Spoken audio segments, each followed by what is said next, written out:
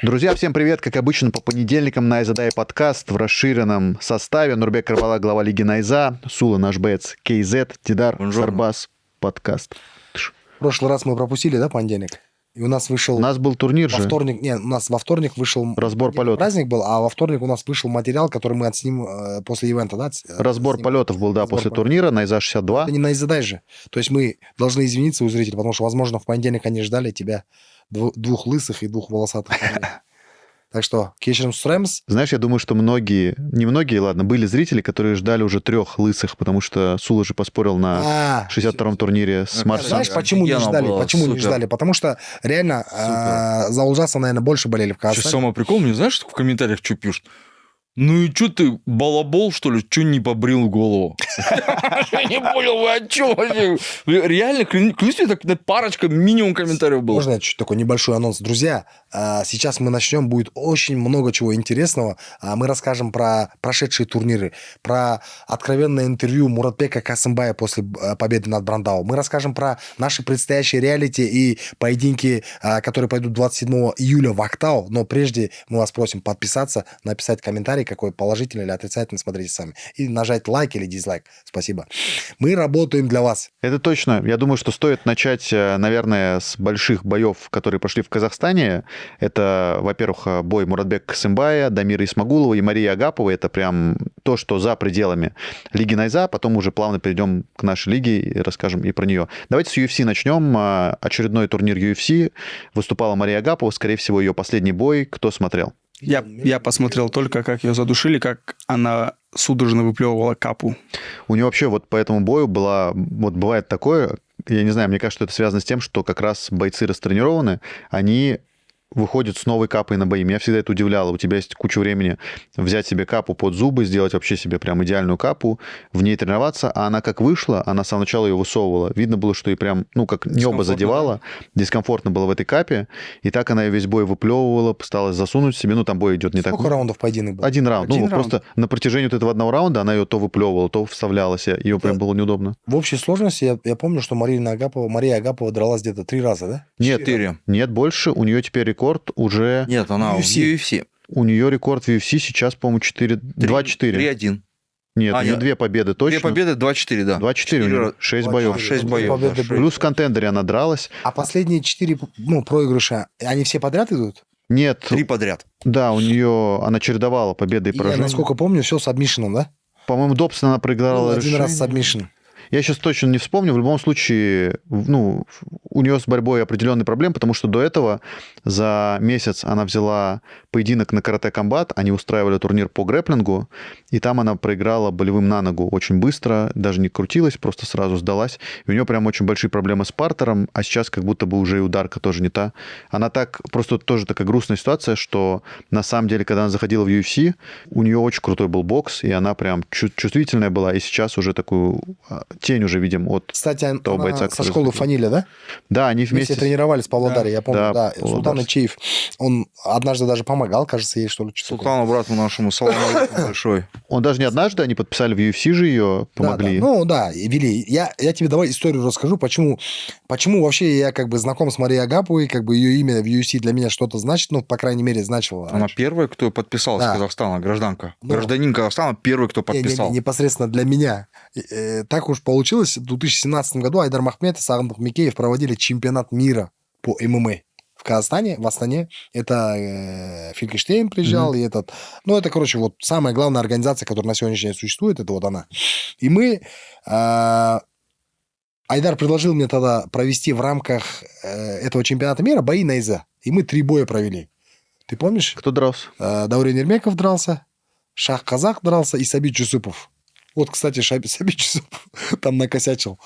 Уронил соперника, тот начал вставать на руках, и он ему с разбегу дал, усыпил. И мы сняли этот поединок. В чем прикол по поводу Марии Агаповой? Я ее награждал. Она стала чемпионкой мира, и мне удостоилась такая честь.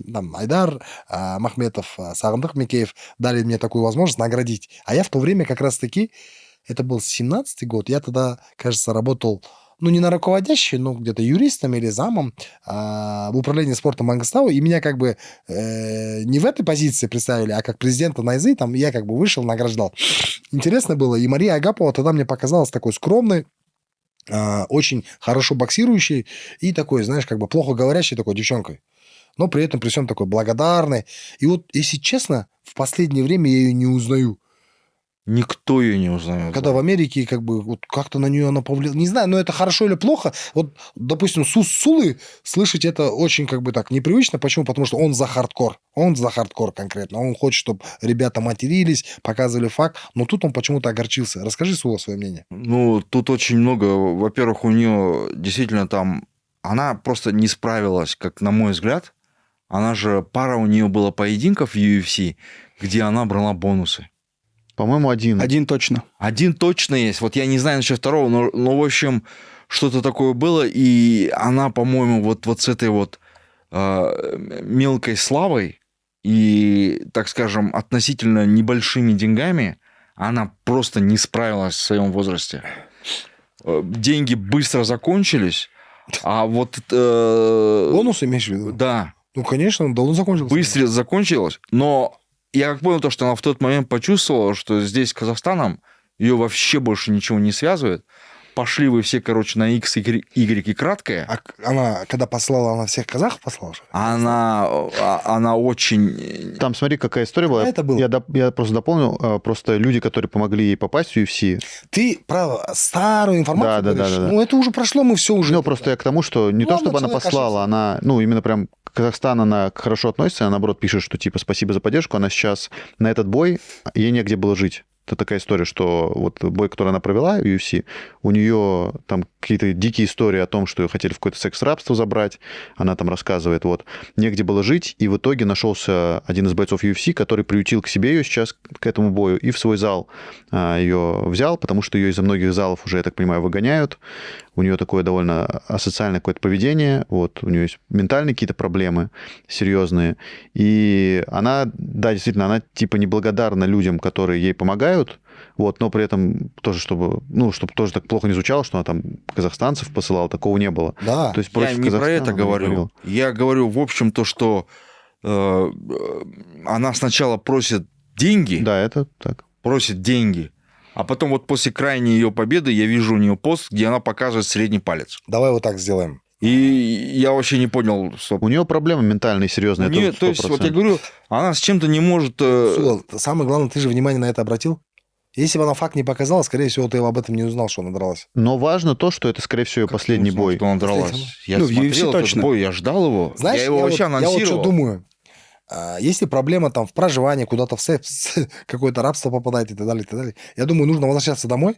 Сейчас в Казахстане, когда она уехала, я помню, это лет 5 или 6 назад было, в Казахстане тогда еще ни одного такого состоявшегося клуба прям, ну, можно сказать, один только. Еркин Кош работал там, и Тобет, кажется, был. Она Но очень- сейчас уже они уже десятки клубов, которые на систематической основе работают. И я UFC, скажи же, они же, как и все там, ну, более-менее лиги, они же про проживание, питание и перелет оплачивают перед боем. Да.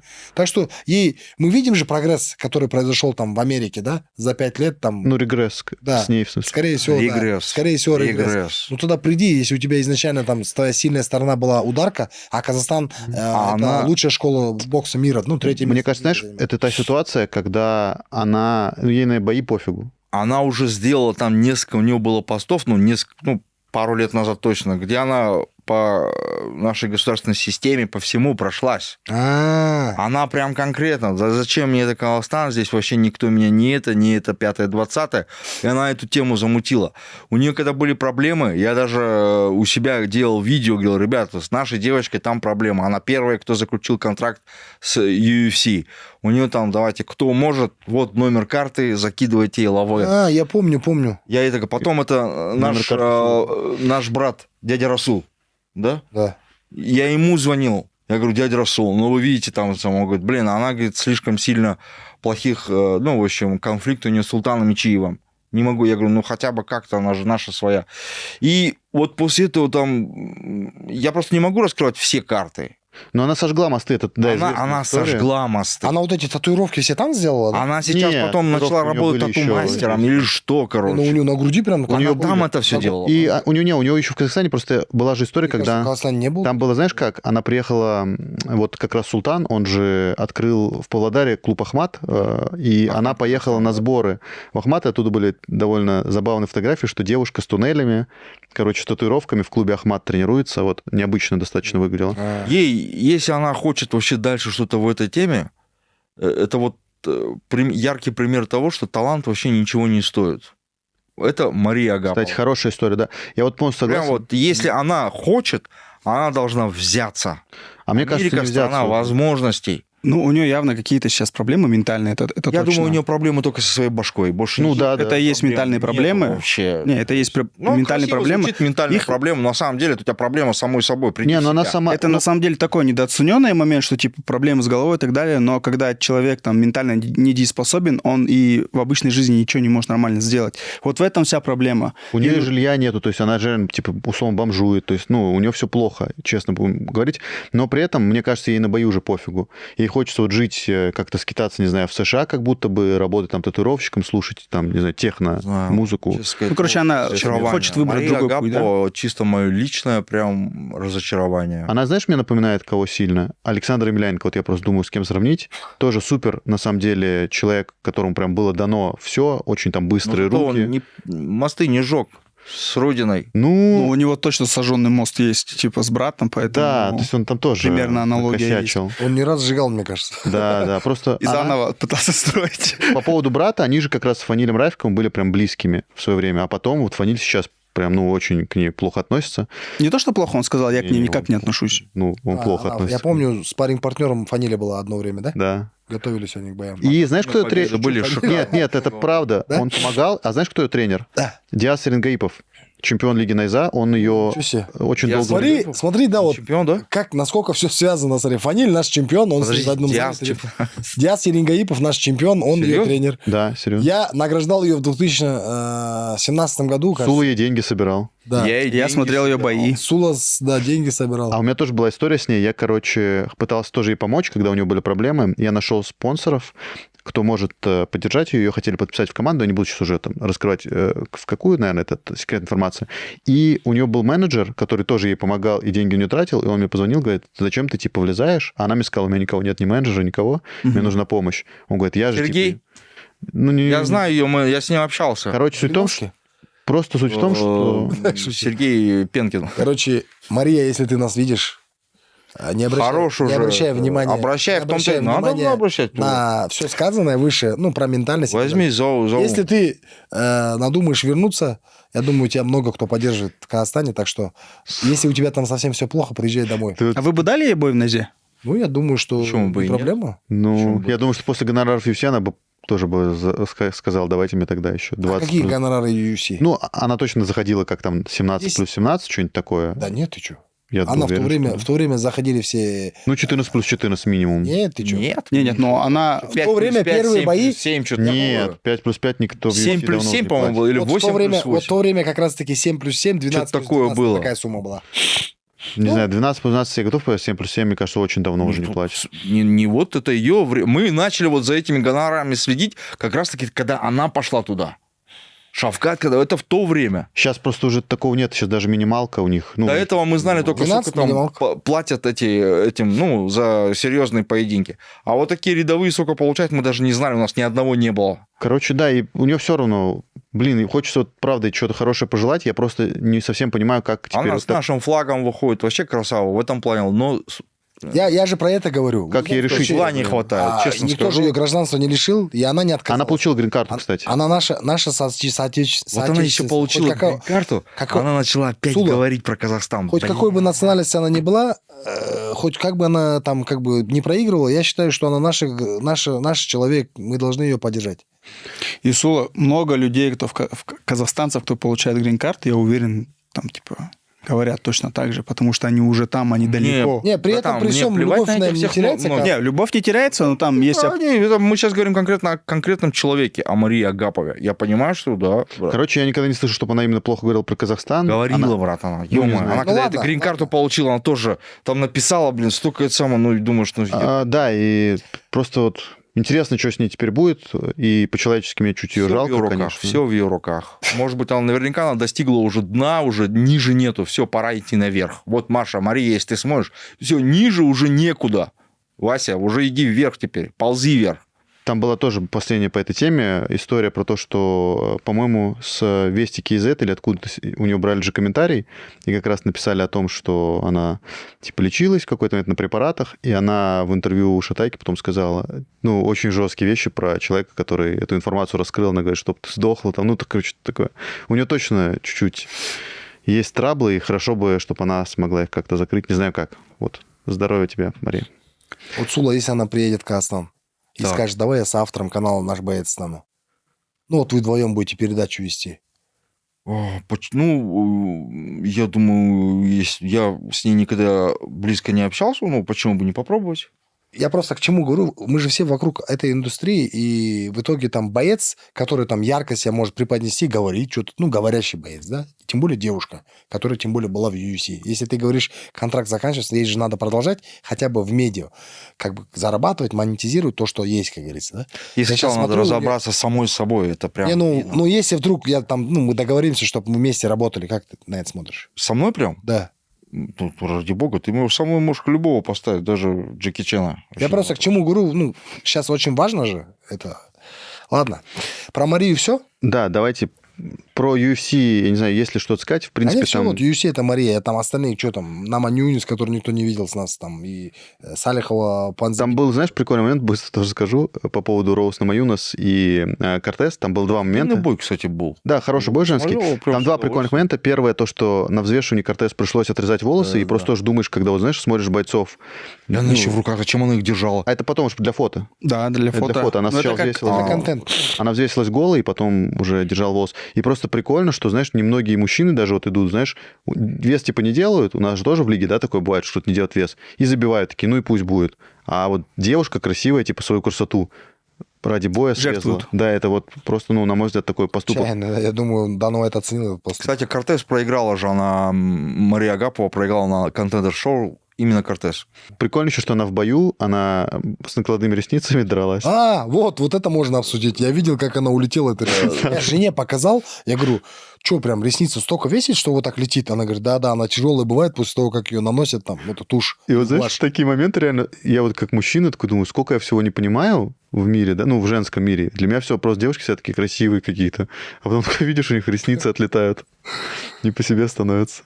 Ладно, ребята, давайте перейдем к такому. Вот ты назвал этот бой, типа, большие бои. Да. Брандау, Муратбек. Как бы у Марии, понятно, это промоушен, но на сам бой большим не назовешь.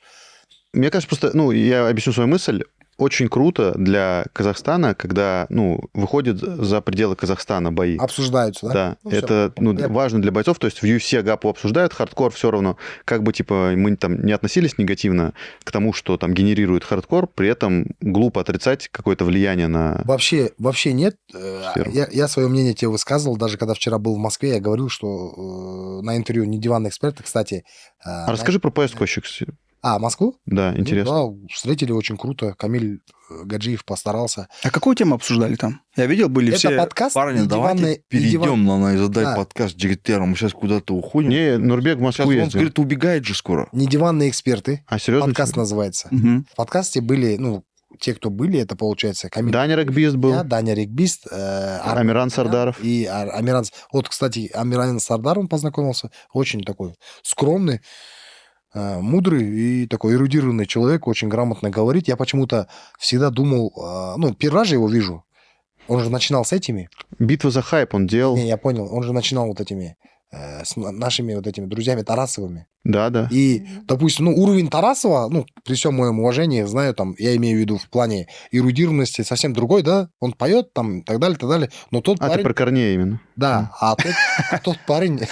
Не, ну про Корнея Тарасова, Амиран конечно. прям, ну, как бы видно, что такой крутой чел. Но он сложный такой человек. У него недавно же был вот этот скандал, где он на камеру наркотики принимал. То есть он, короче, очень... Я увидел его интервью, которое он брал там у людей достаточно, такой хороший интервьюер. Он-то не такой. Короче, сложная личность, я бы так сказал. Ладно, про поп ММА и как раз-таки вот про хардкор. Я говорил, что уже там несколько людей, и ты, я помню, там и какие-то люди там с Москвы, с России там звонили и спрашивали в новостях, вам неплохо или хорошо от того, что хардкор здесь проводит, там еще кто-то проводит. Наше дело собирался. Я, наоборот, поддерживаю это. Вот представь, да, в карде дрался Муратбек. Ну, Дамир-то понятно. Мотиватор. Кто знал мотиватора? Никто не знал мотиватора, по сути. Там узкий круг. Он ударил один раз в гостинице человека, после этого Сел в Шо? тюрьму. сел, 15 дней посидел, ну, стал каким-то, возымел какую-то популярность, хорошую, можно сказать. Теперь он в хардкоре, там, я так по подсчетам там нашим 5 тысяч, 7 тысяч человек пришло, Мгм. и при них он подрался. Ну, прикольно. Я не знаю, насколько правдивая информация, но я вот так краем уха слышал, что они действительно бой организовали за час, то есть это не постанова была, потому что я видел, как там матчмейкер быстро составлял контракт, что-то там узнавал какие-то счета, еще Я какие-то почему-то данные. был уверен, что это была жесткая Нет, постанова. это не постанова была. Серьезно. Не, Я ну, вчера ну, встречался с мотиватором. Знаешь, Шашлык хавали ему, да. Знаешь, в чем прикол? Допустим, если это бой по ММА, есть федерация ММА. И если там, допустим, бой за час организовали, у них должно быть как минимум там справки какие-то и так далее, и так далее. М-м. Скорее всего, это было бы нереально. Из-за этого они заранее это все подготовили. Почему? Потому что федерация, я думаю, что федерация не дала бы это сделать. Просто они А там... как бы они не дали, брат? Вот я вот хотел про это... Разрешили? Я Ну, хотел как- с тобой как про вот- это тоже вот поговорить. Технически, вот как это произошло бы? Вот, конечно, они за час решили, что будут выходить вот Марсель и Анорбек. Как бы они помешали? Кстати, вот вопрос. Слушай, Нурбек, они типа там на месте шорты искали, перчатки искали, у них не было перчаток. М. Там вот так вот было все. Думаешь? Ну, я просто это сам видел. Ну, прикольно. Не думаю, Так? Но что- мне нравится, что вот теперь эта вот история мотиватора с Марселем, она вот тут в Назе началась, в Намаде она вроде как-то начала там что-то дальше буксовать, потом она на хардкоре продолжилась, и теперь... Кстати, вот знаешь, прикол в чем? Знаешь, в чем прикол? Вообще Ануару и Марселю, по идее, запретили драться. Год отстранения было. Я хотел с тобой про это поговорить, что просто я думаю, насколько по-разному. Вот я тоже новость еще раскидывал тебе, не знаю, ты посмотрел тоже или нет, Да? что Арман Ашимов пытался организовать турнир сейчас, в Талдыке. и ему просто турнир весь закрыли. То есть вот насколько по-разному все равно относится к федерации ММА. Деньги. Джентльмены, давайте будем серьезно Что ты смотреть. думаешь, типа... федерация Конечно, занесли, брат. Ну а как этому? Тебе не дают, тому не дают. Эти приехали, короче, с Москвы, а-ля улю им дают. Ну как? Ну занесли серьезные деньги. Вот и Куда? все. А? Куда занесли? Вот куда надо, брат, туда и За занесли. бой мотиватора и Марселя? За вообще весь турнир. А. За все, что нужно. Просто пришли, сказали, вот возьми, и все, тебе хорошо, хорошо, и мне тоже хорошо. Пускай к нам вообще никто не лезет. Они сделали чисто казахша. Мы этого не можем сделать, потому что не те деньги. Давайте, пацаны, так серьезно вот так. А у них есть такая возможность. Ну, Они пришли... Я мысли закончу про Марселя. Я просто теперь уверен, что мотиватор и будет его вытягивать теперь на кулачку. Потому Ну, что... он вчера про это откровенно говорил. На самом деле, если честно, вообще, я даже когда здесь с Ануарбеком брал, ну, знаешь, как бы вот попахивает вот такой темой, да. Разговор был про ММА изначально. Хипиш был про ММА. Почему его и освистали, почему вообще вся аудитория против него стала? Потому что, ну вот, да, 17 секунд или сколько там? Это все испортил Марсель. Он свои бабки не отработал. Сульянов от него ждал шоу. А этот типок взял, сразу на ногу сделал болевой. Ну, если... Это говорит только о том, что Марсель боялся. Он боялся. У него была возможность. Брат, Он они её драться сразу вышли, же. он должен был выиграть. Хорошо, брат, но он не показал шоу. Хотел, чуть-чуть подвигался бы. Какое Получаешь же шоу? деньги. За час они, сколько они там заработали? Ну, Хорошие вообще, деньги, я очень вот еще раз, хорошие что я слышал, 6 миллионов обещали Тенге? мотиватору Да. тенге за бой. Чуть-чуть поменьше. Чуть-чуть поменьше. Ну, то, что слышал. Вот. А Марсель получил еще меньше. В 2 раза меньше. Но в любом случае, Но представь, за это 17 те деньги, я считаю, если ты получаешь, тебе вот оно все, ты не готовился, ты ничего не потратил на подготовку, ты выйди, покажи шоу. Потому что в следующий раз Сулянов не заплатит ему этих денег. Скажет, что я тебе заплатил? За что? За то, что ты вышел, сразу поймал его ногу, трусливо поймал ногу и сказал, да, ты круче, да, ты сильнее в грэпплинге. Ну, показал бы что-нибудь, Вася. Не знаю, Вот такие бабки получаешь на ровном месте. В следующий раз ему Сулянов деньги такие не мне даст. кажется, несправедливо говорить, в отношении боев такие вещи, как типа трусливо, он вышел на бой, это не запрещено правилами, а в чем трусость? Мне кажется, Я скажу, несправедливо, когда... я не знаю, вот сейчас вот если нас смотрят профессиональные бойцы, кто-нибудь со мной согласится или нет. Когда человек, боец боится, он не показывает шоу, он не раскрывается. Он берет, есть у него возможность, особенно борцы, есть возможность, он сразу схватывает и сразу либо на ногу, либо... Вот особенно на ногу. Это самое вот двигается. Сразу ножку взял и тикс, болевой. Ну, это получается, что типа все борцы трусливые, а все ударники не трусливые, но это же неправильно так говорить. Ты мои слова переиначиваешь. Я не сказал все борцы. Я сказал, особенно борцы так делают, которые боятся. Не знаю, я согласен с тем, что, условно, именно в правилах, не в правилах, а, наверное, в духе хардкора делать какие-то, типа, там, зарубы. Вот. Но, условно, я зритель ММА, я считаю, что, типа, в ММА разрешено и проходы в ноги, если ты можешь быстро закончить бой, в чем проблема. Но, понятное дело, что, типа, если ты организовал бой за несколько, там, минут, там, за час, то... Покажи шоу, ты вышел чуть-чуть, чуть-чуть подвигайся. Какое-то оно не... Нет, Михаил, это все нормально, у тебя такая точка зрения. У меня точка зрения именно такая. Почему произошло это на первой минуте? Потому что Марсель боялся. Или потому что Ануарбек не умеет бороться. Конечно же, господи, если бы он вышел бы, начал бы что-то готовиться там, да, они же вышли, вот. Это все понятно. Но шоу показать можно было. Можно было. Видишь же то, что да, можешь пройти в ноги, можешь в любой момент это все сделать. Зачем использовать первый же шанс? Чуть-чуть еще, либо поборись, чтобы получить деньги. либо встань там. Да, по-любому ты получишь эти деньги. Он бы не получил больше денег, если бы проиграл. И меньше денег он бы не получил. Он получил бы одну и ту же сумму. Баста. Это точно. 100%. Ну, если Победил, если проиграл, такой расклад, разницы нет. У них был такой вот. если такой расклад, то действительно не вижу смысла, почему Марсель сразу прыгнул. Реально надо было показать какое-то шоу. Конечно, вот это самое главное. Ему сейчас Чуть-чуть, больше да? Сулянов. Да, Сулянов Сува, ему больше не даст денег таких. Ты мыслишь по-своему. Этот пацан, он же молодой, да? молодой. Да. Вот я поэтому говорю, он вышел, если честно, испугался. я обсуждаю это потом. Вперед. Почему? Потому что у меня возмущение. Им вроде бы запретили драться по ММА, они дерутся, это раз. Второе, нас эта история тоже коснулась. Вот и я хотел сказать, прикольно, что инициировал, по сути, этот бой ты. В итоге ты от этого получил только хейт, а кто-то получил... просмотр. Нет, на самом деле, знаешь, не то чтобы хейт, много людей вообще начали следить за этим. Также и в нашем промоушене, в рамках этого промоушена, не в рамках этого. Я минусов не вижу однозначно. То, что произошло. Что касается двойных стандартов, да, это есть. Бабки занесли просто, по сути, здесь я нет не буду двойных утверждать, стандартов, что брат. бабки занесли или не занесли, но двойные стандартные как будто бы здесь присутствуют. Почему? Потому что вроде бы запретили, нет, дерутся. Вроде бы там справка нужна, нет, дерутся. Вот так. Ну ладно, это вопрос такой. Может быть, даже, знаешь, такой, не сколько там двойные стандарты, а сколько в плане организации еще есть куда расти, грубо говоря, да? Я очень хотел респект, на самом деле, Ануарбеку за что высказать, что круто, что он, понял правила игры очень быстро. Вот Он- его учитель. Он его непосредственно инструктирует. И я потом узнал, в гостиницу пришел, шапалак дал, это вот Сулин сценарий. Серьезно, Сул? Я без комментариев, джентльмен. Да. Все он сделал. И то, что он до Талова качал вот этот именно бой с И Марселем, что, прям да, на постоянно. месте смог там получить несколько Вот миллионов. в этом плане Круто. красавчик. Круто. В этом плане красавчик. Я Ануарбеку сразу сказал, не переживай. Сажают, отсиди. Это ты с этого твой чек начинает увеличиваться x в степени, я говорю, не В степени переживай. суток. n+1. Нет, Вот такая вот. X15. Да. Не Не желательно. переживай, все нормально. Казино, да? У тебя все будет хорошо, и я более чем уверен, что Ануарбек умный парень. Мы вчера с ним, кстати, еще там парнишка Аслан был, мы посидели, покушали так вкусно. Поделился он с тобой гонораром? Не позвали, да, нас, получается? А почему он должен со мной делиться гонораром? За инструктаж, то, что его там вел. А Сул на зарплате. А я не нуждаюсь в чужих деньгах. У меня все хорошо, брат. Да? Альхамдулилля. Не, надо было просто это сказать. Типа.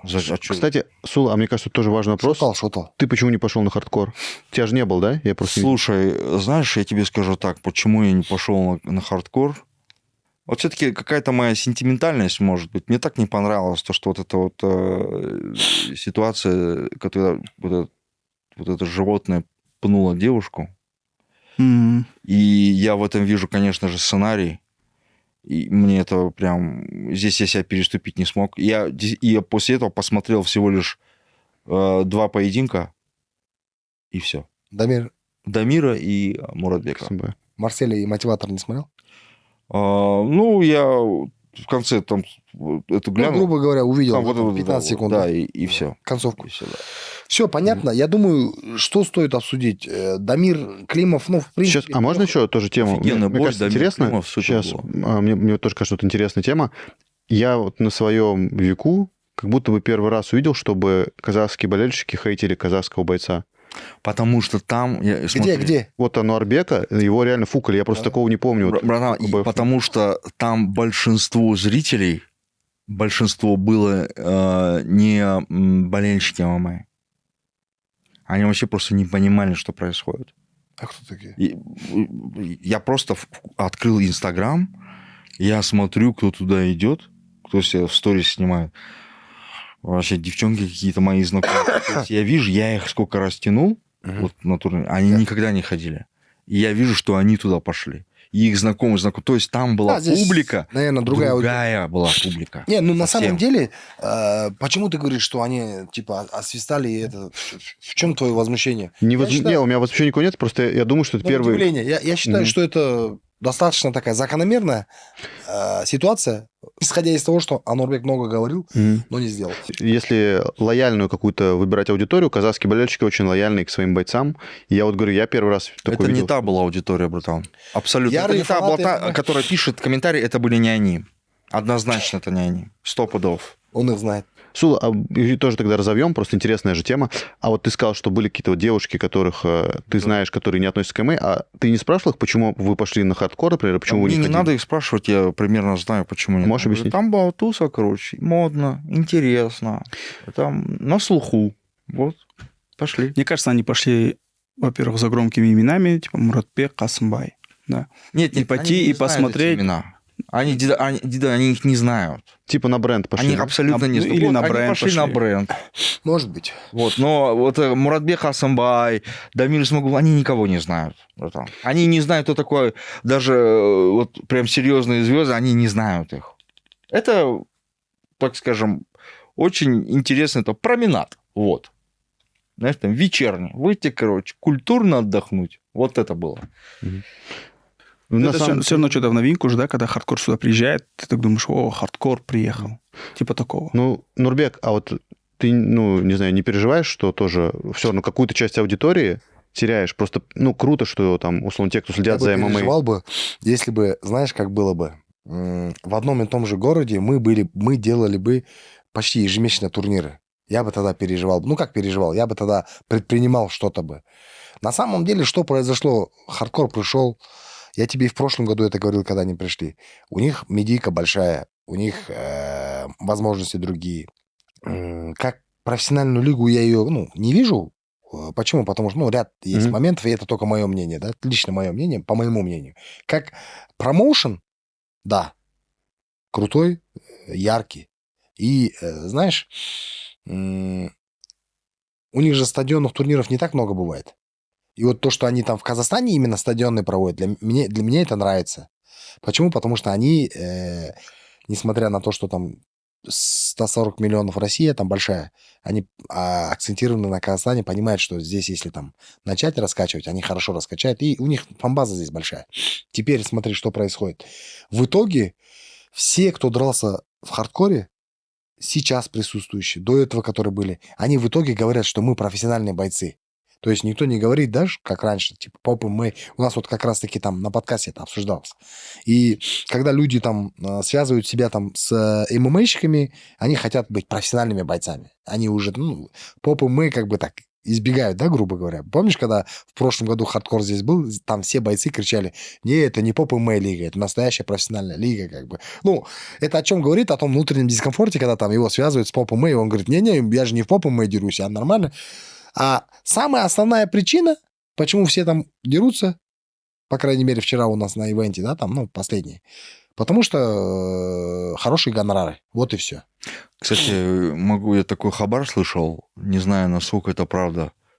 Хайбати вот на Стардауне жестко его 2 пацанчика со стороны отметелили. Это правда, нет? Я не знаю, ну, про 2 пацанов, но вообще я видел, что Его да, избили, да? его побили. Сильно избили? Ну, вроде челюсть сломали. То есть Ну, толпой напали ну, на одного, да? Я, честно говорю, смотри, толпы я не знаю. Ну, я видел, что один человек его побил. Кто-то из там как бы спортсменов, Кто-то, да. Интересно, за что? он же шумит здесь. Знаешь, И многим не нравится, что он знаешь, здесь За шумит. что? знаешь, что мне интересно было?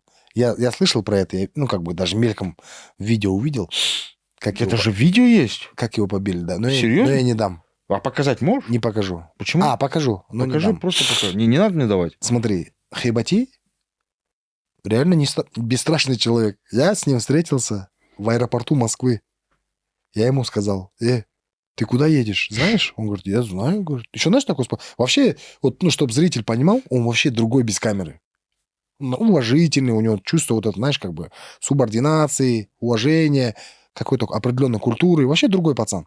И он мне говорит, да, знаю, говорит, куда еду. Я говорю, ты знаешь, что там, ну, аккуратней будь, там, на всех не прыгай, говорю. Ну, как просто в прикол. Не, я пойду, говорит, вот так мне. Ну, я такой, ну, ладно. Время проходит, я вижу этот конфликт, и представляешь, его там, ну, как я как понял, я не видел, как его били там туда-сюда, но при этом, при всем, его там, я так увидел, что ударил человек, до этого там кто-то ударил. В итоге он весь залатанный, выходит на стардаун. А за что его, брат? Я не знаю, брат.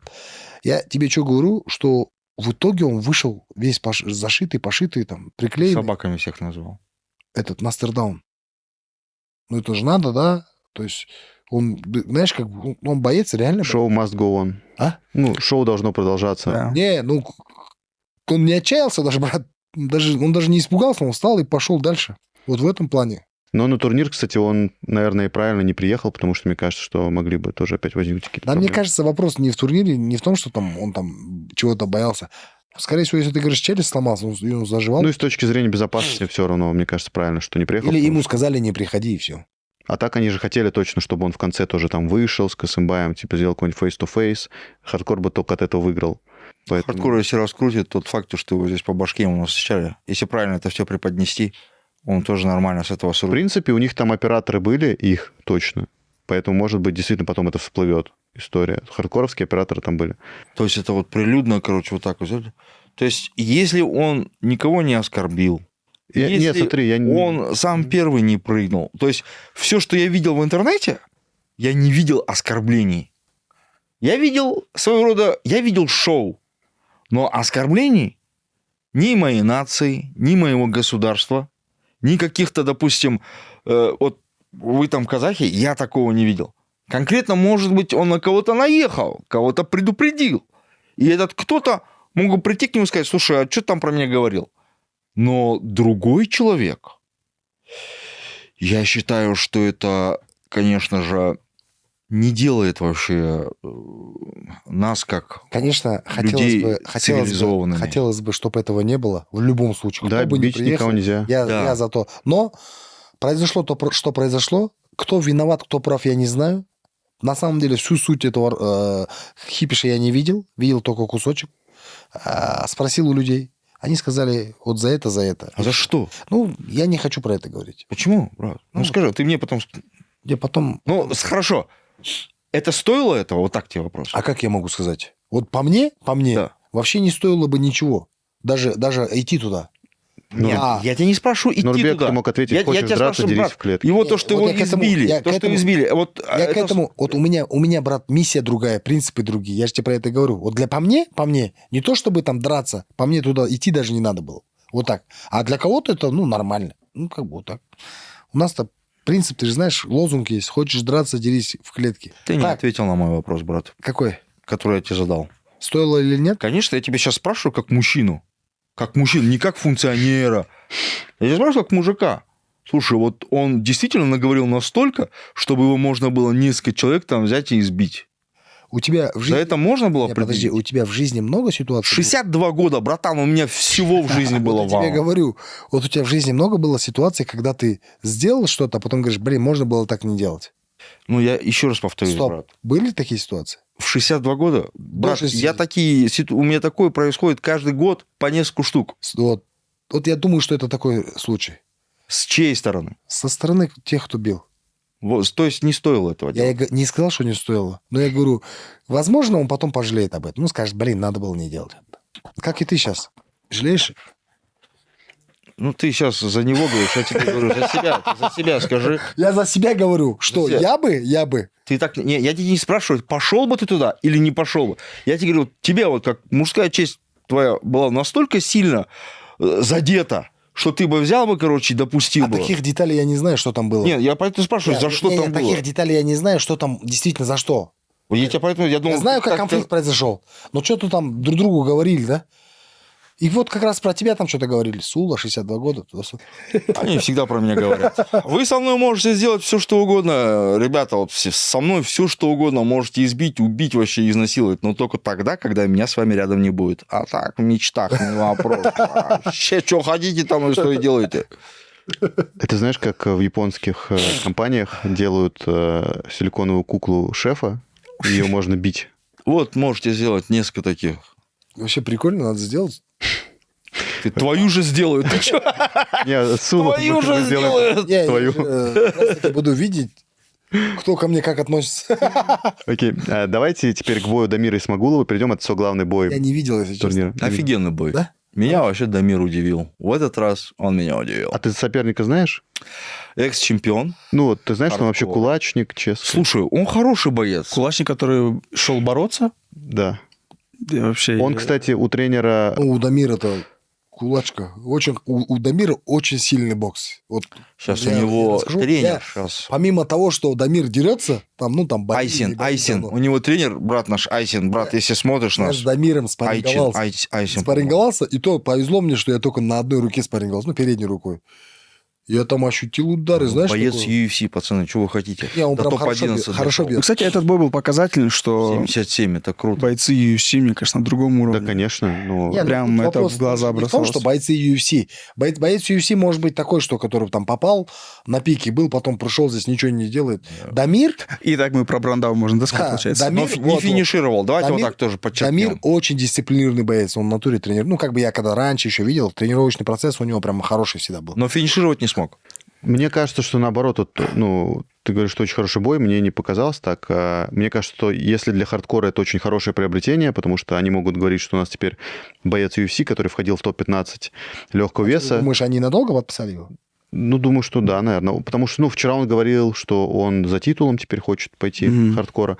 Не знаю, то есть, да, насколько они отношения... Ну, для хардкора это хороший бой. То есть, Дамир — это экс-боец UFC, и действительно, по поводу его бокса, на мой взгляд, это вообще лучший боксер в легком весе, именно на руках. Я не знаю, кто лучше Дамира боксирует в легком. Но при этом, вот для меня, как для фаната ММА, это типа прям шаг, даже несколько шагов назад. То есть с Вартаняном круто драться, потому что Вартанян-то там считается лучший сейчас легковес России. Вот его бой клевый, у них был бой равный. А здесь Климов, я, честно сказать, узнал, кто это такой, только когда я узнал, Я что он тоже. будет драться с Задача, знаешь, Дамиром. какая была, наверное? Деньги. Что в Казахстане казах выиграл, вот и все. Скорее Для всего. Дамира это был денежный бой. Вот, ребят, давайте. А вот Дамир так. в чем виноват? 33. Не-не, я не обвиняю его, я просто Он говорю, еще что... 3 раунда Не, а бодался. как ты хотел? Ты, то есть, ты хочешь, чтобы Дамир, то есть, после UFC пришел и обратно конкурировал в Ну, топе? вот он дрался с Эдуардом Вартаняном, это был очень конкурентный Ну, это крутой бой. кикбоксинг. Не, я и говорю, ты хочешь его видеть в таких Конечно. суперконкурентных Да, боях. а зачем мне смотреть Это его же конкурентных кикбоксинг. боях? был, братан. Допустим, он, видишь, Дамира можно сравнить, по сути, по уровню, ну, с тем же Шавхатом Рахмоновым. Его Да. можно сравнить с тем же Артемом Резниковым. Это бойцы топ, грубо Мгм. говоря. И Миша недоумевает, почему? Потому что его вытаскивают с парнем, который там дрался. Я вот, в принципе, Сколько рекорд у него? 8-4. я вот просто, типа, еще и разбираюсь в ММА вроде как, и я не знал о нем вообще. Ну, я тоже, на самом деле, его не знал. Ну, потому что это хардкор. Давайте вот так, ребят. Ну, в хардкоре я все равно кого-то-то знаю. Девчонки знают, видишь? А Например, кого-то там, много кого знаешь? Ну, знаю. И вот 70. Там Конор есть. 70 сибирский Конор, екатеринбургский Конор, там, кстати, дофига их. Вот это Климов-то экс-чемпион. Ну нет, я же не Да? спорю. Да. Я к тому говорю, Экс-чем этого. Он проиграл вот крайне перед Дамиром поединок. Вот к чему мы пришли. Ты понял? Теперь ты понял? Я сам не совсем понял. Ну, Не, скажу так. Я да, тоже не Не, если скажем к тому, так, что вот, если да, он чемпион, значит, там оппозиция, скорее всего, была еще хуже, чем этот Климов. он победил просто, он проиграл Фазлидинову, который на этом Не, турнире проиграл. Миша, как ты не понял? Ты смотри, это бывший экс-чемпион. Если бы он был экс-чемпион, там, грубо говоря, Fight Nights, ты бы знал бы. Да, я к этому Если и он был говорю. ACA экс-чемпион, мы бы тоже знали об этом, скорее Да, всего. стопудово. Ну, UFC однозначно, наверное... Ну, я бы мог не узнать, почему? Потому что не всегда смотрю эти Мгм. бои, да, UFC-шные. Вот немножко Но на Изы грустно. ты бы в курсе был, потому что в теме. Мне кажется, столько классных легковесов есть, и вот как будто бы Дамиру надо Вот ты драться именами. сам говоришь теперь про хардкор. Вот. А я, кстати, хочешь впечатление свое скажу? Я вообще, ну, тоже влог небольшой снимал, и там это понял, и вот сейчас поделюсь с вами. Вот чем отличается, я был вчера не на турнире, ну, вчера, в субботу, не на турнире, а на каком-то тое. Дискотеки, да? Той. Это чисто вот, я же был на казахских свадьбах уже, Ты в первый раз был? на хардкоре Ну, во второй раз. Второй раз. Просто первый был более как будто эпичный, потому что там все равно была атмосфера другая. А здесь... Я тоже чисто один раз той. был. Вот в прошлый раз, когда я приезжал, Да, я да, тогда да. был. Я Здесь тоже. было еще хлеще, да? Да, ты знаешь, вот проиграл человек, 20 минут болтает после боя. А сколько боев? 8 боев всего 8 было, Ну, а продлилось до часу ночи. Капец. И там просто розыгрыш, разговор. Выходит этот, невеста, Знаешь, вот жених, теперь там смотри, танец. Зарабатываю вот теперь- деньги вот теперь по смотри, максимуму. вот теперь смотри, я вам разницу покажу между традиционным ММА на сегодняшний день, ну, как традиционным, скажем, ММА и поп-ММА. Что такое поп-ММА? Это 80%, насколько я догнал, 80%, Пресс-конференция. а? Пресс-конференция. Наоборот, ММА. Не-не-не, стоп. 80% вокруг боев. Это все, что вокруг боев. Почти можно сказать 90%, и только 10% боя. Что сегодня в А профессионале... 10%, ты сказал 80 плюс 10. Ну, я сказал, 90. 90% это вокруг боев, а 10% это бои. Про бои. Теперь, что касается ММА, ну, не буду говорить традиционного, ну, где как бы меньше этого всего. Там, наверное, не буду говорить, что 90% боев, там, наверное, 50 на 50. Даже где-то меньше. Почему? Потому что не все понимают, что такое продакшн, не все понимают, что такое там, типа... Мы сейчас судим по UFC, я правильно? Нет, зачем нам хардкор сравнивать с UFC? Брат, Мы же- хардкор и UFC это вообще как бы... Ты сейчас бы сравниваешь из- поп-ММА и ММА. Я сравниваю непосредственно хардкор и какой-то традиционный промоушен. Ну, тут надо все-таки, наверное, взять, если хардкор у нас номер один среди поп-ММА, нам надо, значит, брать номер один среди традиционного ММА. А это UFC. Ну, можно ACA взять, если мы берем В Россию. рамках здесь СНГ сравниваем. ACA сейчас А, ну, считается тогда вот лидером. новые вводные Ну, данные ты даешь. я бы, да, ACA не сравнивал. Почему? ACA Потому прям- что ACA это все-таки лига. И это суперлига. Это не промоушен. Скорее Мгм. всего. Вот в моем понимании, не знаю, как обидеться. Подожди, а Это чем лига, отличается лига? которая- Не, они сами каждом- себя называют лигой Вот, как вот раз. смотри, я тебе Так. скажу. UFC это и лига, и промоушен. То есть там в каждом весе есть рейтинги, в каждом весе есть пацаны, в каждом весе есть защита, в каждом весе есть история, и практически в каждом весе это около 70-80 человек. Мгм. Что такое, допустим... ACA, лига. ACA? Лига что это, да? Вот это лига. Так. А что касается промоутерства, промоушена, по моему пониманию, это когда там из одного бойца можно сделать настолько крутого бойца, о котором будет говорить весь мир, да? Вот промоутируют, да, они его. И вот, допустим, Конора Макгрегора. Мне кажется, это вопрос денег, брат. Не, каких денег? Ну, тут Не, это модели. Нурбек правильно говорит, это как у Fight Nights, например, у них даже нету рейтингов сейчас на сайте бойцов. Им на это пофигу. Не-не, он говорит, что типа, как типа из бойца можно сделать А. только деньгами. Он не прав. Почему? Я скажу так. Деньги немного решают на самом деле. Решает реально стратегия, решает реально работа команды. Это вот очень важно. Просто деньгами здесь не решишь. Конечно, ну, они и немаловажны. стратегия стоит денег, и работа команды стоит денег. Она И немаловажна. хорошая команда стоит еще больше денег, брат. Я и про это говорю. Я не говорю про то, что у тебя есть деньги. То есть все стоит этих денег. Я думаю, просто у лиги ACA... Скажи, что у ACA их мало.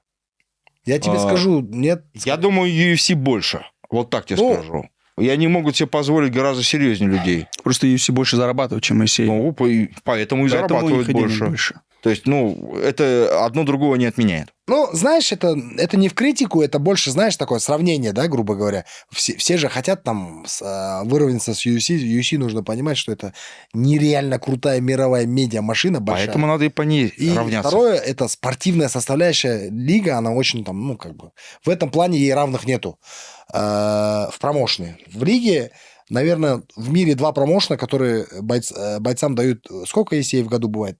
2 раза в месяц? Сколько турниров? Да. Ну да, 2 раза. 24, да? Да, около того. Если они так делают, это систематично, и все-таки у 20 каждого точно бойца делают. есть шанс 3 раза, 2 раза в год подраться, и это круто. Тогда вопрос тебе. Какая лига, вот если мы возьмем UFC, можно назвать лигой? Конечно. Какая лига номер 1 в мире? В мире? Да. Найза? Вторая. UFC?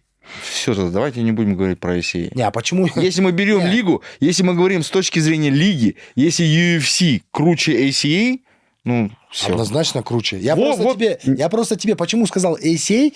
В мире только 2 лиги, можно сказать, назвать. Можно назвать, что 2 лиги. Нет. Ну да. UFC и Да. ACA. Вот. Вот И 2 лиги. Если которые UFC круче ACA, Не, ну она так... то так как в абсолют, как, допустим, как пример, да, вот абсолютный пример. В традиционном, ты сказал, ММА, мы должны взять самую лучшую. Да. Это UFC. А среди поп-ММА Ну. мы должны взять, наверное, все-таки хардкор, так как они среди поп-ММА по миру. Не, Есть ну кто-то слушай, лучше? по миру Если в КСВ СНГ тогда. сравнивать- Какая? КСВ.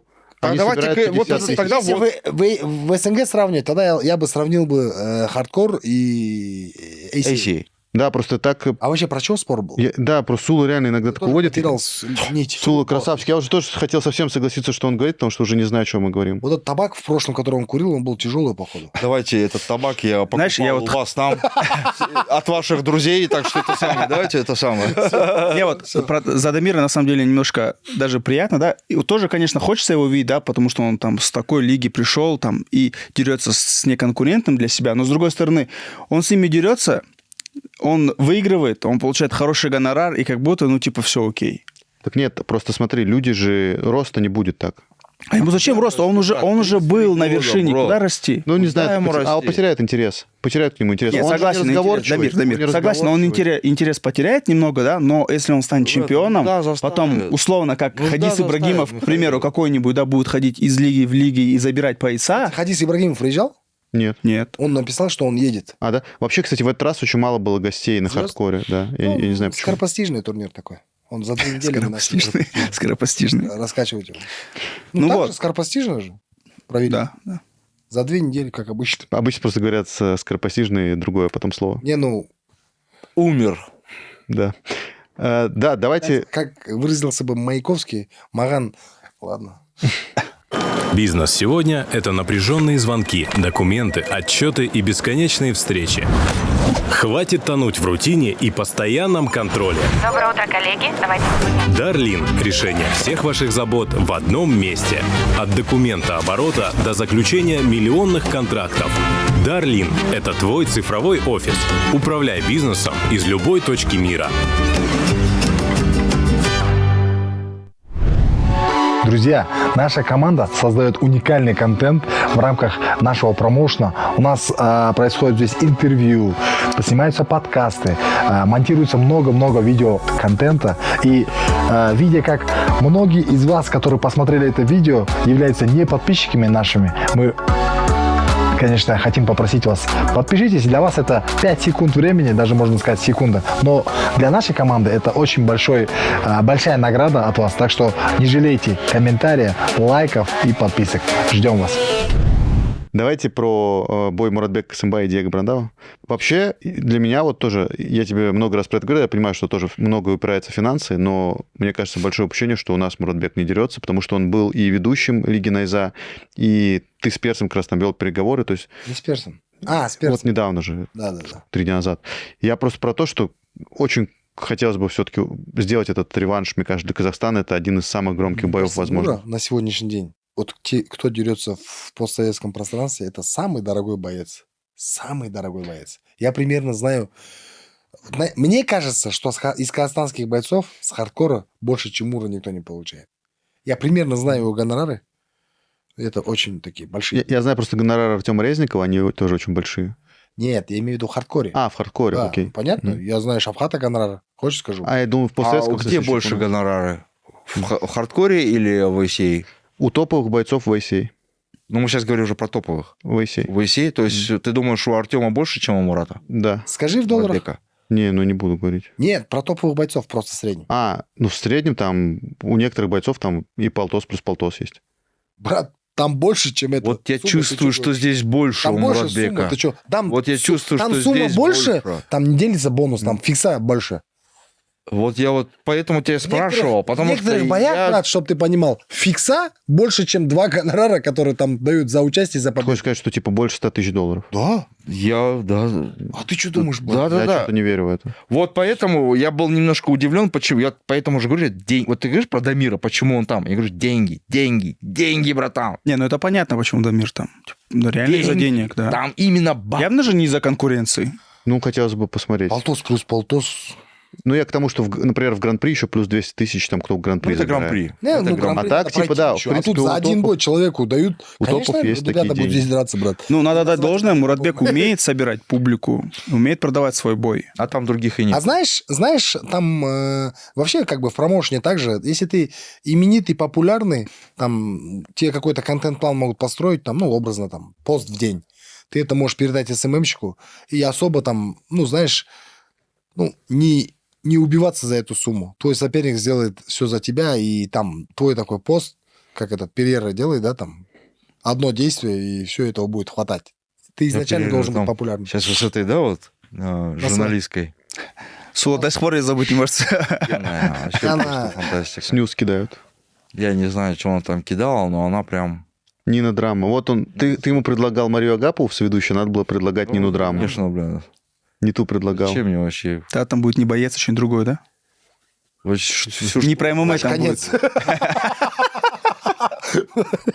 Братан, Нина Драма. не обессудь, брат. А что такого ты сказал? Не, нормально. Я помню, Это была смешная был шутка. первый UFC, по-моему, в Москве, и туда приехала Валентина Шевченко, и один из Просто, зрителей... братан, я что говорю, Дидар, ты особо не расслабляйся, ты еще молодой, чтобы прикалываться в Сулу. Ну, Я же не прикалывался, я же молчал. Много что прожили. Я просто не понял, в чем прикол, что такого ты А ладно, сказал. ты сейчас не поймешь, братан, это... Хорошо, что я не понял, да? Знаешь, как понять... Хорошо, что я ничего не Знаешь, понимаю. как ты можешь понять? Ты же пенсионер, братан. Су, знаешь, как ты можешь понять? Ага. Посмотреть на YouTube-канале Найза, подкаст Найзадай. Когда он выйдет? YouTube-канал? Найза. Найза. Что-то знакомое. Найза? Найзадей подкаст. Так, давайте, пацаны, Быстрая история. Я хотел сказать, что когда по поводу твоей любви к Нине Драме, любви даже, вот ее бы я точно полюбил бы.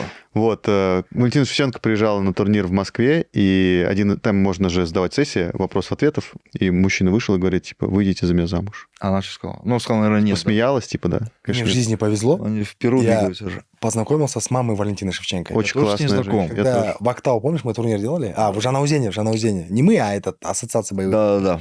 И тогда вот приехала ее мама, тренер по тайбоксу. Но она прям тренер. Ну, симпатичная такая, Статная женщина. молодо выглядит, но при этом, при всем, тренер по тайбоксу, и как бы, знаешь, такая скромная, простая вообще, ну, как бы, не скажешь, что у нее дочка там 5-кратная, да, там, сколько она там раз защищала, Мгм. 7 раз защищала пояс UFC. У нее и учеников огромное количество. В Кыргызстане очень много. Кто-то дрался у нее и проиграл, кажется, да, по тайбоксу. Ну, у нас тайбокс Мгм. сильный изначально. Вообще, в Казахстане очень сильный тайбокс. Да, по поводу боя Муратбека и Диего Брандау у многих людей, я видел, возник вопрос по поводу финиша в этом бою, потому что, выглядело немножко странно. Муратбек нанес 2 удара. Театрально упал, типа. Да, при этом... Какой раунд был? Второй. А первый раунд как прошел? Первый раунд Муратбек просто лучше Доминировал, был, да. В чук копилку, да? Мурат? Да, Муратбек, Муратбек. он его просто уничтожал там.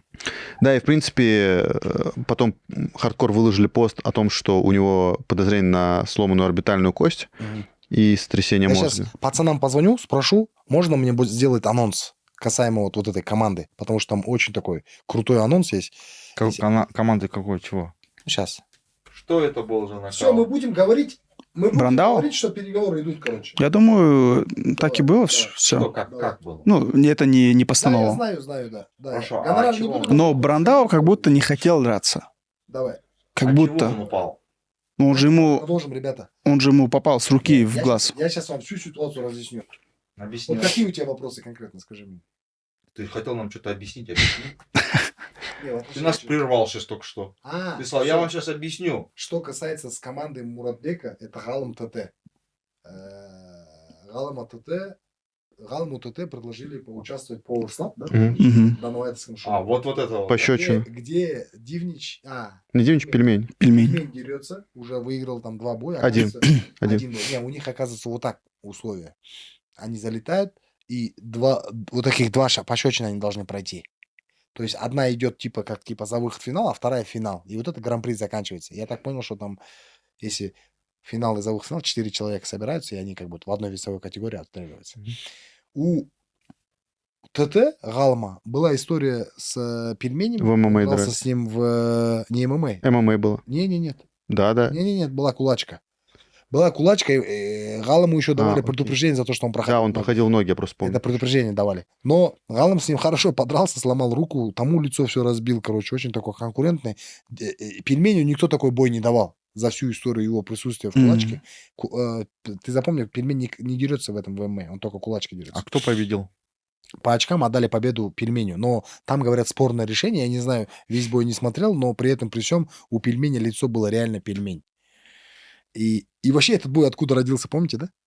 Он сказал там лук, чеснок, борщ. На нашем бою в Назе первый бой его. Первый бой, никогда его в жизни никто не знал, он выходит. Огурцы, помидор, да, И говорил? он говорит, ассалам алейкум, Москва, огурцы, помидоры, там туда-сюда. Его бой за 2 дня посмотрело 700 тысяч человек. И вот это видео, его вообще, я помню, оно везде завирусилось, и в России все выкладывали. Азавшат Тубилес? Какая у тебя база? У меня базы нет, у меня Это просто... тоже. Это до этого было. Да-да-да. И вот после этого Олда, у него уже там намечен поединок с пельменем, то есть из-за этого видео. Сейчас история такая, что Дана Уайт пригласил пельменя, он вышел там, я так понял, что он у Волкова секундантом был, да? Волков у него. Нет, Волков у него был секундантом. Волков у него секунд, прикольно. И теперь сразу отправили Галаму ТТ вот эту историю с тем, чтобы он подрался там на Шапалах-шоу с этим, с пельменем. Вот прикиньте, Нурбек, вы только что говорили, что типа поп ММА там не очень. С поп ММА вот так взял, стрельнул в Power Slam в Америку. Смотри, родной, ни разу не говорил, что Папа Мэй не очень. Ни разу. Я сказал об одном. Дидар. Я не люблю одну вещь. Когда ребята говорят и не делают. Вот это мне не нравится. Когда мы в Москве, я тебе говорю, вот в Москве мы сидели, обсуждали, мне говорят, как твое отношение к поп ММА? Там вообще спор возник на то, что типа, кто родоначальник поп ММА в Москве? Ну, в смысле, в России. Я Камил говорю, Гаджиев. ребята, у вас здесь в России вы деретесь, ну, как бы, типа, спорите за то, что кто родоначальник, у нас от этого отнекиваются в Казахстане. Ну, реально для нас это как-то, типа, что-то связано с такой, да, как бы не очень традиционной вещью. И как бы нам кажется это, типа... Хотя рух существует все еще. Да, я всегда говорил и говорю, что я против того, когда ребята, не умеющие драться... Вот, допустим, сейчас вот для меня...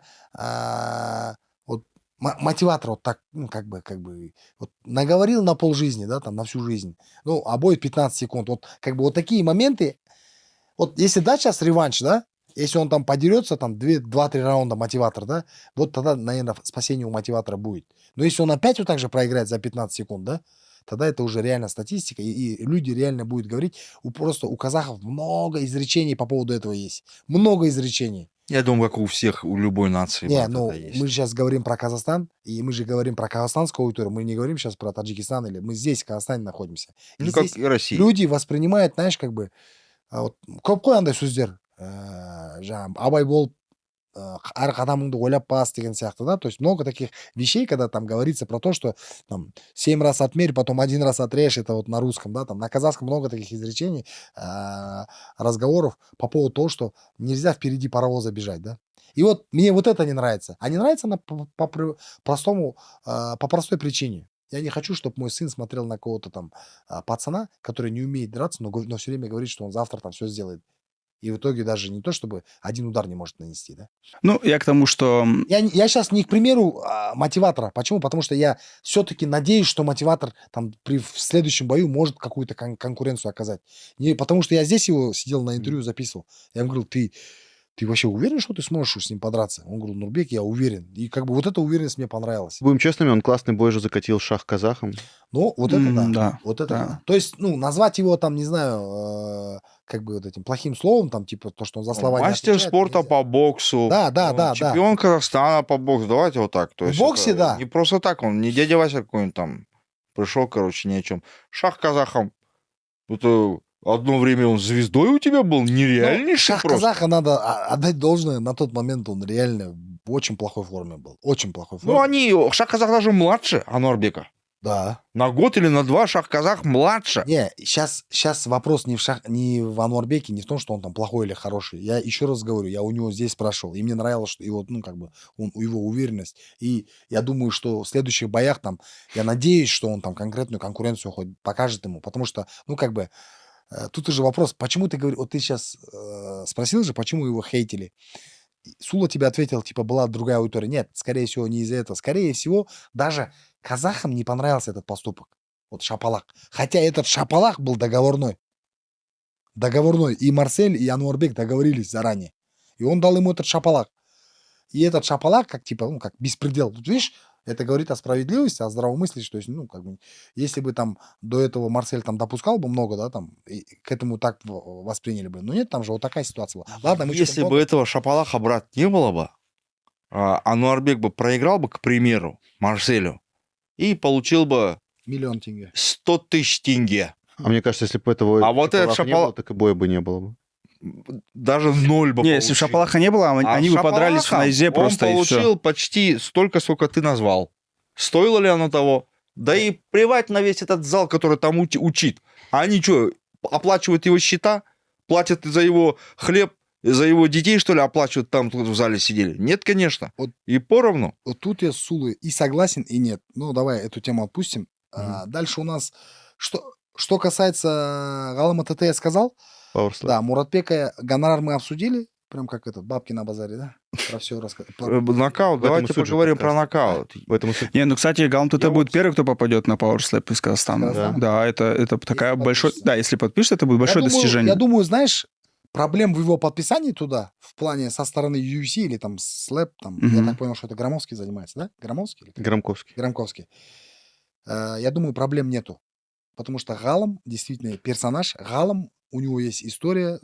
Если уже там они там с Россией людей подписывают, почему им с Казахстаном не Ну, подписывают? главное, это виза, потому что виза сейчас не такая простая история, кто бы что Знаешь, ни я тебе говорил. скажу, если UFC захочет, то есть ему дадут визу. Слушай, многие бойцы UFC, тот же, например, Хамзат Чимаев, так визу не Да. получил. Будем Я честны. согласен Ну, с тобой. у И Хамзата- даже Абдулманап не Да смог куча- получить. У куча Хамзата народу. Чимаева, я думаю, что есть причины на это. Ну, есть куча... Абдулманап не Не, смог Абдулманап получить. Нурмагомедов. Галам- Хотя его там конкретно тянули. Просто у Галама Абдулман тоже- Нурмагомедов, у же него не есть смог поехать. прошлое чуть криминальное, да, об этом он не скрывает.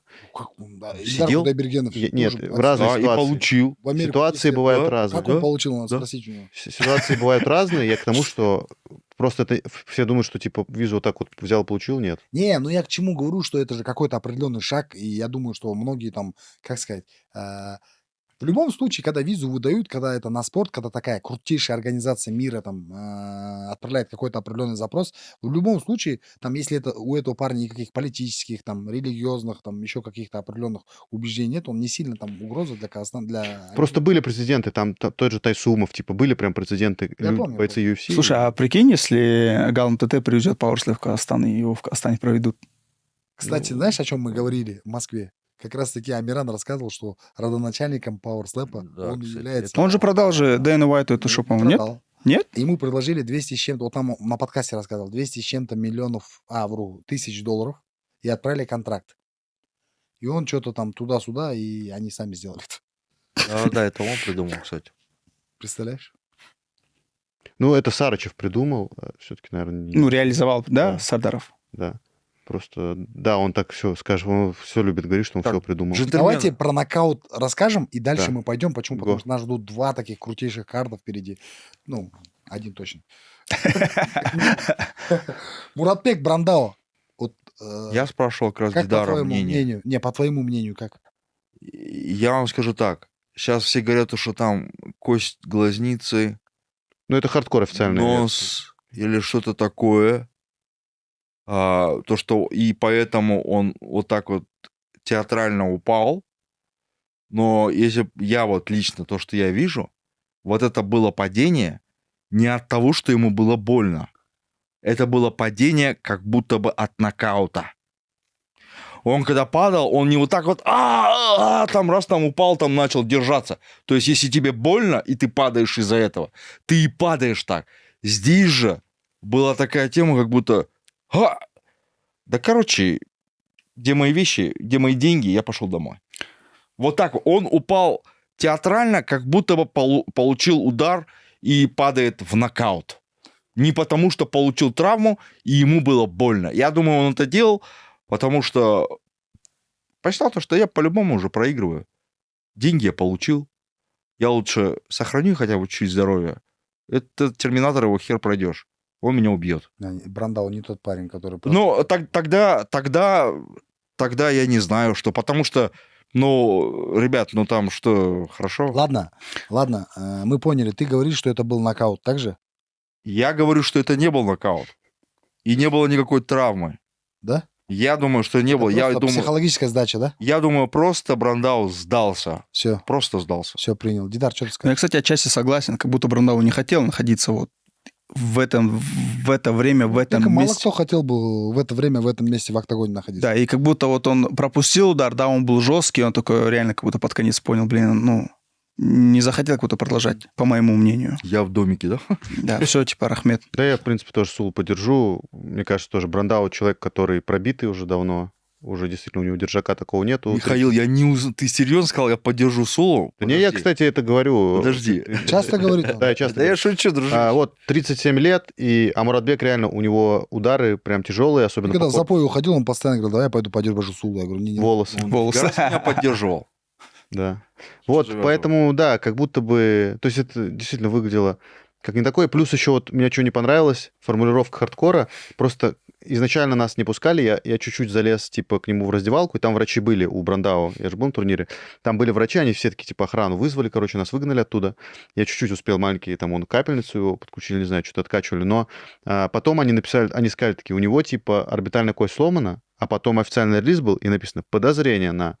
И как будто бы слово «подозрение» уже говорит о том, что у него нифига не сломана орбитальная кость. Ну, знаешь, UFC как делает, да? Обычно, да? Но это даже не UFC, это вот сами бойцы, они опубликовывают тот момент, да, когда перелом. Мгм.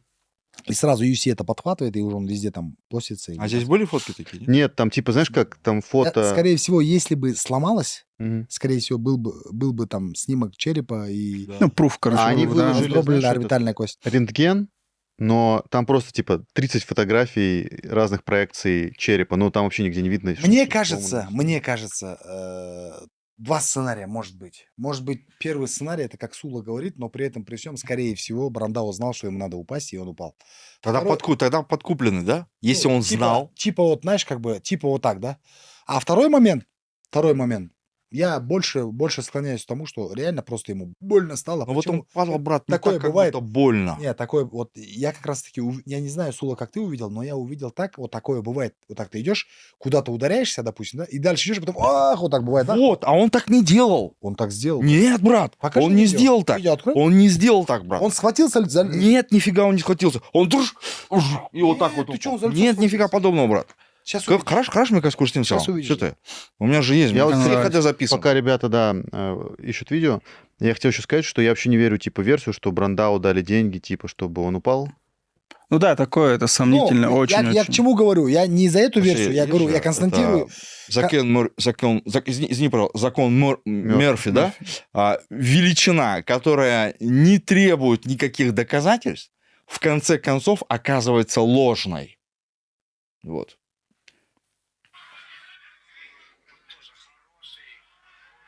Видишь, он за лицо... Вот он схватился. Смотри, он левой рукой должен схватиться, брат. Он должен схватиться левой рукой. Ему же слева ударить. По сценарию он должен был схватиться левой рукой. Вот он схватился. Брат, ну хорошо, ну ты сказал, тебе ты раз выпустил, ну я это ладно. Я не прав. Пускай будет так. Ну, Я ребят, говорю, что ты не прав, я тебе говорю не, про не, то, что... брат. Ну, схватился. тут туда, значит, если он схватился, значит, я не прав, брат. Мне еще понравилась реакция Брандау, когда к нему пришел доктор, да, после боя, начал ему холодный, он ему начал дергать, типа, не надо. Доктор так обиженно встал и ушел. А он его за шею видел. Да. Кто? Доктор в конце подошел же, начал холодно На подкладывать. казахской свадьбе был, говоришь? А где ты был? У Жумана я был на казахской свадьбе. Мы с тобой же были вместе. Все. И ты про это говоришь, типа, на той похоже. Чисто на той попал, реально. А уже на свадьбе кто-нибудь дрался? Я до этого момента не досидел. Там никто не рискнул. Ну да. Там опасно, там Ладно, свадьба, да. бойцов куча было. Было опасно. Вот, поэтому, да, очень похоже было на казахскую свадьбу. Вот. Так, знаешь, я что хочу анонсировать? 19 числа выйдет наш ивент, который мы сделали под запись. Найза 63. Найза 63, и он будет во главе с Аралаповым и Тлекеевым, ну, другие такие, не совсем медийные, но при этом подрастающие и Я этот карт... сильные. Нет. Нет, с Питера парень. Я этот карт комментировал. На самом деле, вот что круто, у нас в Найзе не идет разделение на селекшн и не селекшн, но на самом деле турнир был прям такой селекшн, много новых имен, дали возможность подраться как раз ребятам, начинающим, дебютантам. Нет, чтобы ты понимал, этот карт должен был возглавлять Донченко. Потому что мы потеряли 2 пояса, у Донченко перекочевал в тот карт. Я считаю, что хорошо, это что было так получилось. самое крутое решение. Супер. Да, и Супер. Донченко украсил. Это Донченко которая украсил. была прям Но в любом случае, турнир как селекшн. шикарный был. И Именно вот этот бой, ради него стоило, я говорю Да. же мне, 3 часа лететь на самолете, не курить 3 часа. не курить 3 часа. Ты на Офигеть. свай не кидаешь? Снюс. Я на свай. Ты, если, кстати, Сул, начнешь с Ниной Драмой встречаться, то она тебя подсадит на снюс. Снюс это другой, братан. Ты нос когда-нибудь кидал? Не, я вообще... Хо-хо. Поэтому ты и говоришь, то, что начнешь, ты что завязывай, мне будет На не... самом деле, Достар, мы очень За ЗОЖ. сильно шутим. Вообще никогда не употребляйте ни на свай. Вот Я всё, не что шучу. Сула употреблял, не употребляйте никогда. Всё. Кайфань, вообще, это были самые счастливые времена моей жизни, когда я употреблял. Я более счастливым никогда в Это жизни все не был. шутки. Осуждаем, осуждаем. Но это, в общем, но по факту... Если в 62 вы хотите размышлять как 20 лет, стоит задуматься. Так. Ладно, короче, ребят, турнир, он такой, который, во-первых, говорит вам, что даже вы можете попробовать свои силы на турнирах Найза. Мы ищем постоянно новые имена, ищем молодых проспектов. Там, в принципе, парочка была. Были вот, я запомнил пару, я сейчас фамилию не вспомню, но совсем скоро выйдет. Я не знаю, с моими комментариями выйдет или нет, потому что в прошлый раз почему-то с Интершум вышло. Надеюсь, выйдет с моими комментариями, потому что я этот турнир комментировал. И там было ребята 19 лет против 20 лет, и суперский бой. У него никнейм, я запомнил, казахский зомби. Очень крутой бой показали. На мой взгляд, было такое украшение турнира, что в 19 лет уже ребята показывают там всю красоту ММА. Вот это здорово. И это такой сигнал для вас. Пишите Слушай, нашему матчмейкеру. А как ты главное событие комментировал? Там 2 пацана просто копия друг друга. Как ты их различал, пока они дрались? Почему-то мы с тобой же смотрели карты, ты говоришь, вот эти 2 пацана... Главное. Не, я говорил, Саралапов со своим Телекаевым похож, но там были, помнишь, двое до... Тыков и Дужна. Не знаю, там на самом деле секрет такой. Должанов. Да, такой секрет, ребята. У бойцов есть синяя и красная форма, и на графике написана фамилия. Вот в синей форме один боец, в красной другой. Покажу, он не видел просто. Вот, достаточно просто различать Это бойцов. что касается про наш карт, который пройдет 19 июля. Он уже прошел, так что там не надо... Будет искать. опубликован. Не, многие мне пишут, где проходит турнир. Мы говорим, что это под запись. Не хотим обманывать своих зрителей. Но при этом, при всем, очень много ребят, которые хотят подраться. И мы, используя свои возможности, делаем дополнительный карт, который показываем там в процессе подготовки к следующему ивенту. И знаешь, я тут хочу продолжить. У нас... Кстати, вот, друзья, я уже в начале, там, 1,5 часа тому назад говорил про то, что вы должны подписаться. Не должны, а можете подписаться. Должны. Просим. Не смотрите просто наши видео, подпишитесь, нажмите лайк, комментарий. Также не Возьмите кредит, да. Переведите деньги. На этих социальных сетях, YouTube, переходите на наши инстаграмы. Все эти инстаграмы появятся вот сейчас прямо на экране. Это Вестник ММА, Михаил Краймер, это Дидар, Сарбас подкаст ведет и также является нашим сотрудником. И еще и у него свой инстаграм, как называется? Дида Сарбас. Дида Сарбас. Сменился недавно. Но фоток нету пока. Сула, наш боец, в инстаграме известен как Альфредо. Наш боец. Альфредо. Это гейское имя. Альфредо. У тебя сережка. И сейчас такой этот, как его... Хайп реалити такой, в смысле? А ты себя не прорекламировал. Нурбек выкладывает 5 постов в сутки. Стараюсь. Вы такое где-нибудь видели? У меня челлендж, я до конца года должен 5 постов в день делать, и тогда мне заплатят $1 000 000. Серьезно? Ну да, спор. на $1 000 000. А с кем? Михаил, господи, ну почему ты? Ну, он уже лгет. Почему? Я верю Нурбеку. Не верь. Нурбек, у нас 10 минут. Я еще... Это Сулы ты, что ли, поспорил? Нет.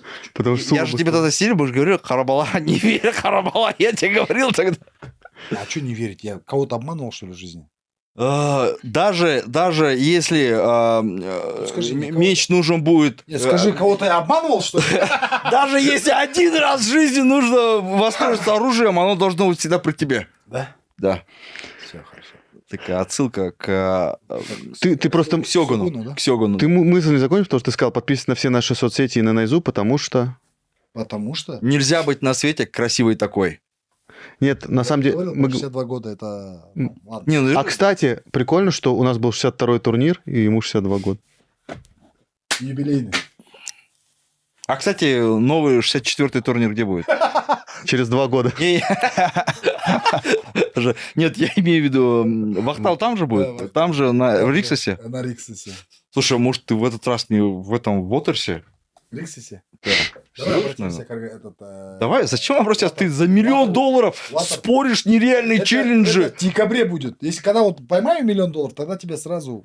Когда $1 000 000, ты понимаешь, братан, ты, я думаю, там просто каким-то там одним этим номером ты не отмажешься, брат, ты не думай, Вот, ты что чтобы я потом завязываешь. сейчас не рожал. Да, просто сейчас на Риксосе скажи, вот, Все, постараемся.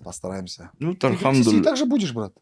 Ну, вот хотел, я в этот раз еще поехал, шорты же забыл, ёптать, вот я вообще. А чё не просто купили? Джабджик, Давай я короче. проговорю про... Так, мы сказали, подписывайтесь, заходите к нам на Я социальные жмот. сети. И YouTube – это тот стрим, в котором мы реально вкладываем свою энергию, там столько людей работает, и все это ради вас. Для того, чтобы мы знали это и понимали, пишите лайки, комментарии и как бы подписывайтесь на нас. Не забудьте Самая долгая реклама указать канала наши была. контактные данные Да, Да, на покажите. средстве. Я хочу проговорить про турнир, который пройдет 27 Да, июля. вот это интересно. Это такой шикарный карт для меня. Вот мне прям, знаешь, как бы я вот смотрю, и глаз радуется, вижу. Главное, чтобы все сделали вес, алло, чигитеры. Это уже, Дартим. Если что, ладно? Вес делаем да. Дартима прямо нет, сейчас. кажется, там. Дартима нету? Ну вот, пожалуйста. Смотрите на Дартим. Их уже нету. Вес не сделали, потому что в прошлый раз. Нет, там, кажется, этот Аляскар был. Ну, в главном бою вечера это Вандерлей против Нурбека Абдрахманова. Бой за Вандерлей титул. выиграл. За титул. Вандерлей Вот выиграл. это будет Жумана Жумабекова, жесть. Сүйек Сариева. Кстати, Сүйек Сариев будет стоять в этом карде, и, С скорее кем? всего. С кем будет Сариев? Сүйек Сариев у нас стоит Мухаммедом Сепфхан. Это, я так понял, что индус. А, это вот который у тебя дрался? Не-не-не, Другой индус? Да, другой индус. Нифига себе. Прикольный. Также в карде стоит Багдад Джубаныш с Так, с кем? Доронбеком из Кыргызстана. Рейтинг примерно одинаковый, 4-0, но он является чемпионом мира по какой-то версии грэпплинга и ММА. Очень сильный пацан, я его бои смотрел. Бой за титул будет? Это, да, бой за Бой за реальная титул. позиция для... А почему тогда... Казбек лишен- дрался и Казбек сразу лишен титула, правильно? Так было не раз. А? Казбек лишен титула. Казбек лишен титула, Казбек переходит в 57 килограмм. Если Багдад как-то там потом решит, Казбек готов на 55 Промежуточный? согнать. Да нет, это несерьезно. Хочешь драться за пояс 53, делай 53. Но я бы этот реванш посмотрел. Все, салон. Я бы посмотрел. Неважно в каком весе. Ну, в смысле, Наша звездочка подрастающая, Бекжан Абулхасым, Так, так, будет помню, драться в этом карде. помню. С кем? Парнем Абдурахмановым.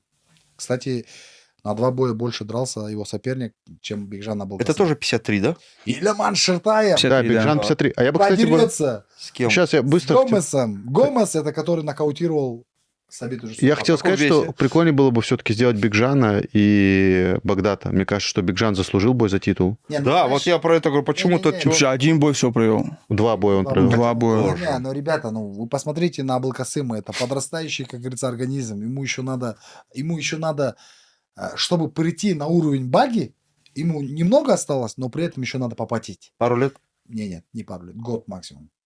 Чуть-чуть попотеть, и это, знаешь, и это нормально, и он Это- это осознает. Это означает то, что он в течение этого года еще раза 2-3 будет драться? 3 раза. 3 раза. Ну, 3 тогда раза. да. Ему как минимум нужно 3 Тогда раза уже подраться. понятно, тогда да. Вы на все это смотрите, да, как бы так. Я даже- не с ними, брат, смотри. я с тобой. Не, смотри, когда Вы даже мы чё-то- раскручивали бой Казбека, с Багдатом. Казбек зашел и уже 2 или 3 боя провел в Найзе. Да. И когда появился Багдат, он даже Багдат говорил, что я сразу не готов драться с Казбеком. Почему? Потому что он понимает, что это проф, это нужно дистанцию, клетку почувствовать и так далее, и так далее. И когда Казбек уже пришел А у него и к финиши 3 победам, были. к Все 2 победам, финиши к были. 2 победам, он уже тогда выходил. Но при этом, при всем, Багдат, он выиграл Казбека. Он дрался на чемпионате мира, становился 3-кратным чемпионом мира по рукопашному, по ММА. Ну, крутейший боец. Что-то хотел спросить. Шартаев в каком весе? Шертаев 66. А он сделает 66? Почему? Он 62 не сделал. За 62 не сделал. Кто его А, знает, 62. растет. Растет.